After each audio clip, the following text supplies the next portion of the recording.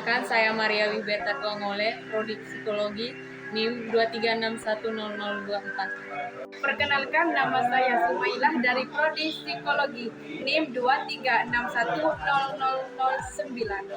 Oke, perkenalkan nama saya Betty Yuni Astri. Saya dari Prodi Psikologi, NIM 23610022. Perkenalkan, nama saya Belkis Gidatulula dari Prodi Psikologi NIM 2361126. Perkenalkan, nama saya Kona Aful Kulhab dari Prodi Psikologi NIM 236100003. Perkenalkan, nama saya Nilupat Marswari dari Prodi Psikologi NIM 236100028. Pada pasca sesudah Sokrates, para filsuf mengembangkan teori dan metode yang diajarkan oleh Sokrates sehingga ilmu berkembang luas. Adapun para filsuf pada masa Sokrates yaitu Plato dan Aristoteles. Yang pertama, Plato. Plato adalah seorang filsuf barat yang paling populer dan dihormati di antara filsuf lainnya. Selain dikenal sebagai ahli pikir, Plato juga dikenal sebagai sastrawan. Karya-karyanya menjadi rujukan awal bagi perkembangan filsafat dunia. Pemikiran filsafatnya sangat dipengaruhi oleh gurunya Sokrates yang telah mengajarnya selama 8 tahun. Plato merupakan salah seorang filosof yang paling berpengaruh di dunia. Filosof satu ini diyakini berperan penting dalam perkembangan filsafat Yunani kuno. Selain dikenal sebagai seorang filosof, Plato juga dikenal sebagai peletak dasar agama-agama di barat. Tokoh yang lahir pada tahun 427 sebelum Masehi ini digolongkan sebagai filsafat Yunani kuno. Pemikiran Plato banyak dipengaruhi oleh gurunya, yakni Sokrates. Salah satu karyanya yang fenomenal adalah Politik, yang di dalamnya berisi uraian garis besar terhadap keadaan ideal. Sumbangsih Plato yang paling besar salah satunya adalah pendapat mengenai ide. Melalui pengungkapan ini, banyak generasi selanjutnya yang mencoba mengembangkan pemikiran Plato. Tak heran jika sampai saat ini pemikiran Plato masih menjadi rujukan para ilmuwan lainnya. Yang selanjutnya adalah karya Plato. Dalam perjalanannya secara kontinu, Plato terus menulis dan berargumentasi menggunakan aktivitas filsafatnya untuk membela dan melanjutkan perjuangan Sokrates. Baginya, keputusan pemerintah menghukum Sokrates karena tuduhan telah membawa agama baru dan merusak moral generasi muda di Athena. Di setiap karya-karyanya, Plato memperlihatkan daya serapnya yang begitu mengagumkan dalam peristiwa politik dan gerakan intelektual pada masanya. Plato bukan pemikir utama di mana kata filsafat harus disematkan. Namun dia sangat sadar tentang bagaimana filsafat harus dipahami dan diterapkan. Salah satu doktrin sentral yang paling terkenal yaitu penjelasannya mengenai bentuk atau ide. Plato mengajarkan bahwa manusia sesungguhnya berada di dua dunia yang berbeda, yaitu dunia ide dan dunia fisik. Dunia fisik atau tempat kita tinggal hanyalah sebuah bayangan dari dunia yang asli, yakni dunia ide yang bersifat abadi dan kekal.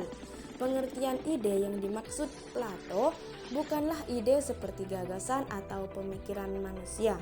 Nah, untuk menjelaskan teorinya mengenai dunia ide ini, Plato membuat alegori dengan mengatakan hidup ini seperti dirantai di dalam gua. Manusia dipaksa melihat bayangan dinding batu tanpa tahu sumber dari bayangan tersebut. Dalam alegori tersebut, ada sekelompok orang yang dipenjara di dalam gua sejak mereka lahir tanpa memiliki pengetahuan apapun. Mereka dirantai menghadap dinding tanpa bisa menoleh. Di belakang mereka terdapat sebuah api unggun redup yang sering kali dilewati oleh penjaga gua dan binatang-binatang, sehingga seumur hidup mereka hanya mampu melihat bayang-bayang yang terpantul pada tembok di depan mereka dan gema suara di dalam gua. Sehingga mereka menganggap sebagai kenyataan yang sebenarnya. Suatu waktu, seorang tahanan sengaja dilepaskan dari gua tersebut. Badannya yang selama hidup dirantai bisa bergerak meskipun harus menahan kesakitan yang luar biasa. Ketika ia berjalan di luar gua, sinar matahari melukai matanya dan dia menemukan lingkungan baru yang membingungkan. Ketika diberitahu bahwa semua yang dilihat dia nyata dan bayangan hanya merupakan pantulan dari benda-benda yang dilihat, ia sulit menerimanya. Tapi secara bertahap dirinya mulai menyesuaikan sampai ia melihat pantulan dirinya di air, dan akhirnya dia pun menyadari bahwa ada kenyataan lain yang melampaui kenyataan yang dia percaya selama di dalam gua. Setelah itu, ia kembali ke teman-temannya dan mengatakan bahwa apa yang ia lihat bukanlah kenyataan yang sesungguhnya, tetapi teman-temannya tersebut tidak ada yang mempercayainya. Nah, Plato memperkenalkan bagian ini sebagai analogi tentang bagaimana rasanya menjadi seorang filosof yang mencoba mendidik masyarakat. Namun, kebanyakan orang tidak hanya merasa nyaman dengan ketidaktahuan mereka, tetapi malah memusuhi siapapun yang menunjukkan kebenaran itu. Plato memandang akal sebagai sarana untuk menangkap pengetahuan mengenai segala sesuatu ideal dalam realitas, seperti ide kebaikan, ide kebahagiaan, dan ide keadilan. Elemen untuk berpikir, yakni elemen akal, ini merupakan hal yang paling penting. Elemen lainnya terdiri dari nafsu badaniyah, yakni hasrat dan kebutuhan, dan elemen rohani yang terungkap dalam bentuk emosi seperti marah, ambisi, dan banggaan, kesetiaan, dan keberanian. Ketiga elemen terdiri dari akal rohani dan nafsu badaniyah disebut jiwa tripart. Menurut Plato, kunci kebahagiaan manusia terletak pada jiwanya, karena jiwa adalah penggerak tubuh dan menjadi pusat kontrol terhadap apa yang tubuh lakukan. Plato juga menggambarkan bahwasanya jiwa manusia itu seperti kereta kuda yang ditarik oleh dua kuda, yakni hitam dan putih, bersayap dan dijalankan oleh saiznya manusia. Yang selanjutnya ada harmoni tripartit, yaitu Plato menganalogikan dengan jelas tentang fungsi dan peran ketiga elemen dengan analogi lain. Misalkan seperti elemen akal adalah manusia, elemen roh adalah singa, dan elemen nafsu badaniyah adalah naga berkepala banyak. Dalam konsep Plato, dibandingkan dengan makhluk lain, manusia mempunyai esensi atau bentuk yang tidak sederhana. Akan tetapi, manusia tersusun dari beberapa elemen yang mengimbangi berbagai kapasitas atau fungsi lainnya.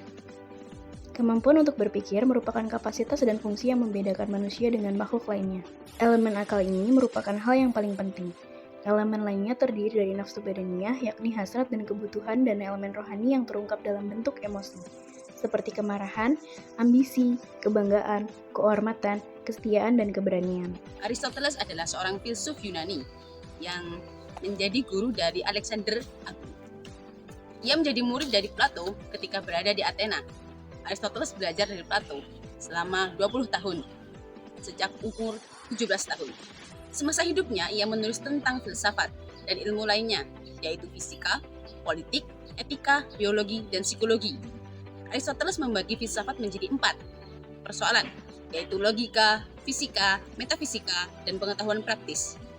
Analisis mengenai filsafat dilakukan menggunakan silogisme. Pemikiran Aristoteles mengenai logika yang memanfaatkan metode deduktif dijadikan sebagai dasar dalam logika formal. Aristoteles juga meyakini bahwa keberadaan ilmu ditujukan untuk mendukung kehidupan manusia. Aristoteles dilahirkan di kota Stagira, kota di wilayah Chalcedon, Thracia, Macedonia, tengah tahun 384 sebelum Masehi. Ayahnya yang bernama Nikomakus adalah seorang tabib pribadi Raja Amintas III dari Macedonia. Ayahnya meninggal ketika Aristoteles berusia 15 tahun. Karena itu, ia kemudian diasuh oleh pamannya yang bernama Proxenus. Pada usia 17 tahun, Aristoteles pergi ke Athena belajar di Akademi Plato dan menjadi murid Plato. Kemudian, ia diangkat menjadi seorang guru selama 20 tahun di akademi tersebut. Di bawah asuhan Plato, dia menanamkan minat dalam hal spekulasi filosofis. Aristoteles merupakan orang pertama di dunia yang dapat membuktikan bahwa bumi itu bulat. Pembuktian yang dilakukannya dengan jalan melihat gerhana. 10 jenis kata yang dikenal orang saat ini dengan kata benda, kata sifat, merupakan pembagian kata menurut pemikirannya. Menurut Aristoteles, filsafat ilmu adalah sebab dan asas segala benda. Filsafat ilmu merupakan ilmu pengetahuan yang meliputi kebenaran yang terkandung di dalamnya. Oleh karena itu, ia menambahkan filsafat sebagai teologi. Filsafat sebagai refleksi dari pemikiran sistematis manusia atas realitas dan sekitarnya. Tidak berdiri sendiri dan tidak tumbuh di tempat atau ruang yang kosong. Lingkungan keluarga, sosial, alam, dan potensi diri akan ikut mempengaruhi seseorang dalam melakukan refleksi filosofis. Oleh karenanya, dalam sejarah pemikiran manusia terdapat tokoh pemikir ataupun filosof yang selalu saja muncul dari zaman ke zaman dengan tema yang berbeda-beda. Aristoteles banyak menulis berbagai macam disiplin ilmu termasuk fisika, metafisika, puisi, logika, retorika, politik, pemerintahan, etnis, biologi, dan zoologi. Salah satu karya dari Aristoteles adalah Organon.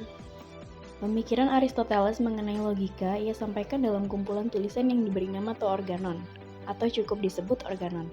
Nama ini berarti metode untuk memperoleh pengetahuan ilmiah. Dalam tulisan-tulisannya ini, Aristoteles mengutamakan persoalan mengenai silogisme. Organon terbagi menjadi 6 bab yang masing-masing membahas satu konsep tertentu. Secara berurut, konsep yang dibahas ialah kategori, proposisi, silogisme, pembuktian, seni berdebat, dan sesat pikir. Organon merupakan karya yang menjadikan logika sebagai ilmu. Pola pengembangan ilmu yang dihasilkannya dimulai dari pembentukan gagasan, lalu pengambilan keputusan, dan diakhiri dengan proses pemikiran. Karya tulis lainnya yaitu Etika Nikomakhea. Di sini Aristoteles menjelaskan bahwa manusia memiliki 2 jenis kebijaksanaan. Keberadaan keduanya menjadi bagian utama dari kehidupan manusia. Masing-masing adalah kebijaksanaan teoritis dan kebijaksanaan praktis. Aristoteles meyakini bahwa manusia yang memiliki 2 jenis kebijaksanaan ini akan menjadi manusia yang bijaksana. Selanjutnya ada Politika, yaitu karya tulis Aristoteles yang membahas tentang negara hukum. Perumusan negara dalam pemikiran Aristoteles tidak berkaitan dengan manusia sebagai pemerintah. Suatu negara diperintah oleh hukum yang mengatur standar keadilan dan kesusilaan. Hukum berperan membentuk pribadi manusia yang bersifat baik dengan norma susila dan rasa keadilan yang tinggi. Hukum juga berperan untuk menentukan kewenangan atas hak yang diterima oleh warga negara. Selain karya tulis, Aristoteles juga memiliki pemikiran. Hasil pemikiran Aristoteles, yang pertama ada Hule dan Morphe. Hule yang merupakan unsur yang menjadi dasar permacam-macaman dan Morphe yang merupakan unsur kesatuan. Tiap-tiap benda yang konkret terdiri dari Hule dan Morphe. Yang kedua, Actus dan Potentia. Potentia adalah dasar suatu kemungkinan, sedangkan Actus adalah dasar kesungguhannya. Sesuatu hal terjadi bisa dikarenakan karena potensinya, dan dalam hal tersebut sudah mengandung aktusnya. Yang ketiga, abstraksi. Idea tidaklah merupakan realitas tersendiri, melainkan sifat-sifat yang sama terdapat pada hal-hal yang konkret. Oleh karena itu, jika beberapa hal memiliki sifat, maka hal tersebut hal yang umum. Jika beberapa hal diharuskan untuk memiliki sifat yang lain dari umumnya, maka ia akan tetap tak berubah.